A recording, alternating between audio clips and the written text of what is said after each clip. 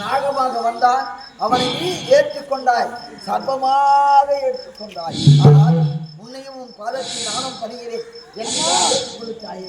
ஆயிரம் கண்ணுடைய அங்காள ஈஸ்வரியை உன்னை கொல்ல வேண்டும் என்று நான் சர்ப்பமாக அவதாரம் எடுத்து உன்னை கொல்ல வேண்டும் என்பதற்காக வந்தேன்.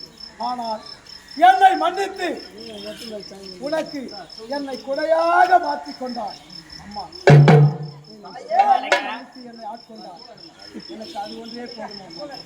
அப்படியா என்னை இப்போது சிங்கமாக ஏற்றுக்கொள்ளுத்தாய். அப்படியா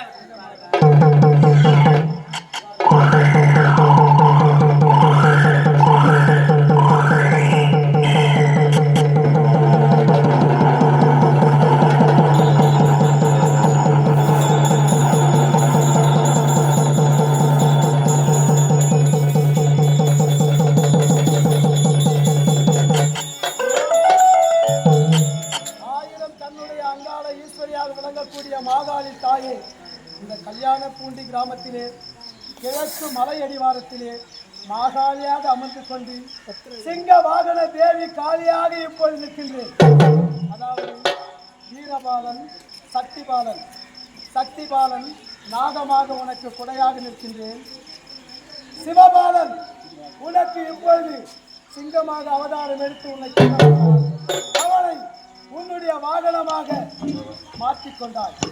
சிங்க வாகனமாக மாற்றிக்கொண்டு இப்போது சிங்க வாகன தேவியாக காட்சி அளிக்கின்றார்.